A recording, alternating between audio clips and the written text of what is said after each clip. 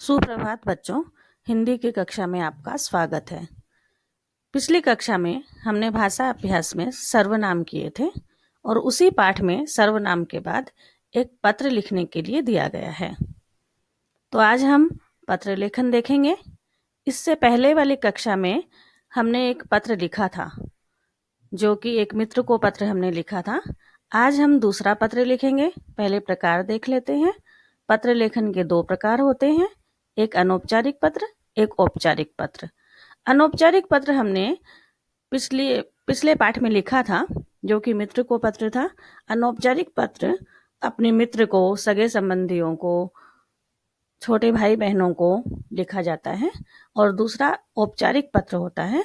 औपचारिक पत्र किसी ऑफिस में, स्कूल में, या आवेदन के लिए, नौकरी के लिए आवेदन, या किसी चीज़ की कंप्लेन करने के लिए, जैसे सफाई की व्यवस्था नहीं है या चौराहे पर बत्ती नहीं है, इस प्रकार की जो हम कंप्लेन करते हैं, इस प्रकार की शिकायतें पत्र भी औपचारिक पत्र में आते हैं। औपचारिक पत्र में हमें क्या ध्यान रखना चाहिए? सबसे पहले उसका प्रारूप देखना चाहिए। दाहिने ओर दिनांक लिखी जाती है। बच्चों, दिनांक का स्थान चेंज हुआ है, नया प्रारूप हुआ है, इसलिए दाहिने ओर यानी राइट साइड में आपको दिनांक लिखनी है। लेफ्ट में बाईं ओर सेवा में लिखना है।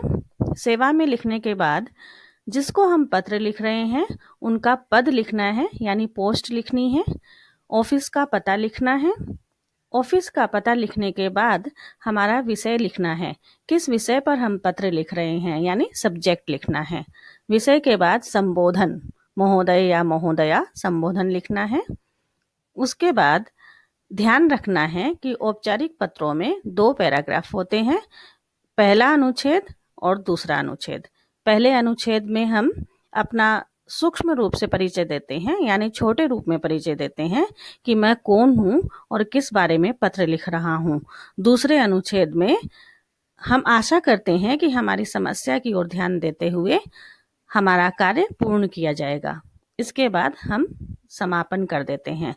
समापन में अगर हम प्रधानाचार्य को या प्रधानाचार्या को पत्र लिख रहे हैं तो आज्ञाकारी शब्द लिखते हैं, और अन्य स्थान पर अगर हम किसी भी ऑफिस में पत्र लिख रहे हैं तो भवदीय अथवा भवदीया लिखते हैं। लड़कियां भवदीया लिखेंगी और लड़के भवदीय लिखेंगे। अच्छे पत्र में हमें किन बातों का ध्यान रखना चाहिए? अच्छे पत्र की विशेषताएं क्या होती है? भाषा सरल होनी चाहिए, यानी कि जो हम लिख रहे हैं ना, आसानी से समझ में आना चाहिए कि हम क्या लिख रहे हैं। विचारों की स्पष्टता होनी चाहिए। हम जो बोलना चाहते हैं वो स्पष्ट रूप से लिखो, उसमें छिपे हुए अर्थ नहीं होने चाहिए। तीसरा, पत्र का प्रारूप सही होना चाहिए। जैसा फॉर्मेट हमने अभी बताया, औपचारिक पत्रों का वैसा ही प्रारूप होना चाहिए। एक पत्रिका प्रश्न हमारे जो अभ्यास सागर में है, वो प्रश्न देखो। छात्रवृत्ति लेने के लिए अपने विद्यालय की प्रधानाचार्य को प्रार्थना पत्र लिखिए। यहाँ पर आपको प्रारूप दिया गया है। सेवा में प्रधानाचार्य महोदया, स्कूल के सामने रिक्त स्थान है, वहाँ पे स्कूल का नाम लिखना है।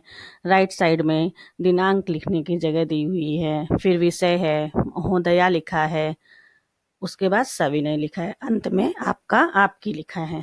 और रिक्त स्थान में हमें सही प्रारूप में पत्र लिखने के लिए कहा गया है। तो आप इस प्रारूप को ध्यान में रखो और ध्यान में रखते हुए पत्र लिखेंगे। चलिए पत्र लिखते हैं। दाहिने ओर दिनांक 6/7/2020, इसको हम 6 जुलाई 2020 भी लिख सकते हैं। मैंने ऐसा नहीं लिखा है क्योंकि आपकी वर्तनी और मात्राओं में गलतियां होती हैं, तो इसलिए नंबर में ही दिनांक लिखी है। ये नंबर हिंदी में भी लिखे जा सकते हैं। लेफ्ट साइड में बाईं ओर सेवा में प्रधानाचार्य महोदया, DAV public school, Airoli, Navi Mumbai. विषय छात्रवृत्ति के लिए प्रार्थना पत्र। विषय ध्यान रखना है, जो प्रश्न में दिया गया है उसी को छोटे रूप में हमें लिखना होता है। कई बच्चे विषय लिखने में गलती कर देते हैं, पूरा प्रश्न लिख देते हैं। प्रश्न नहीं लिखना है, हमें समझना है कि वहाँ पर किस टॉपिक पे हम बात कर रहे हैं, उसी टॉपिक को छोटे रूप में लिखना है। फिर संबोधन है महोदया। पहला अनुच्छेद, सविनय निवेदन है कि मैं आपके विद्यालय की कक्षा 6ठी अ का विद्यार्थी हूँ। मैं पढ़ाई में बहुत रुचि रखता हूँ। हमेशा परीक्षाओं एवं अन्य प्रतियोगिताओं में प्रथम आता हूँ। मेरे पिताजी एक प्राइवेट कंपनी में काम करते हैं। लॉकडाउन के कारण हमारे परिवार को आर्थिक संकट का सामना करना पड़ रहा है। हम दोनों भाई बहन अभी पढ़ रहे हैं, अतः मैं फीस देने में असमर्थ हूँ।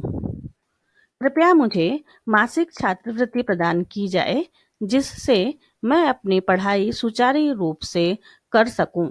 मैं वायदा करता हूँ कि मैं अपनी मेहनत द्वारा विद्यालय का नाम रोशन करूंगा। आशा है आप मेरी समस्या को समझते हुए मुझे छात्रवृत्ति प्रदान करेंगी। धन्यवाद।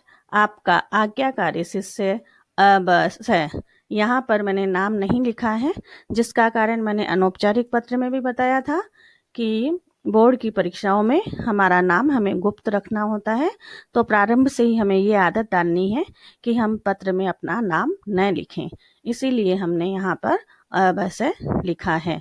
तो आशा है आपको औपचारिक पत्र भी समझ में आया होगा। आपको इस वीडियो के साथ पीडीएफ फाइल दी जा रही है, जिसमें पत्र लेखन है। वो पत्र आपको आपकी अभ्यास सागर में लिखना है। धन्यवाद।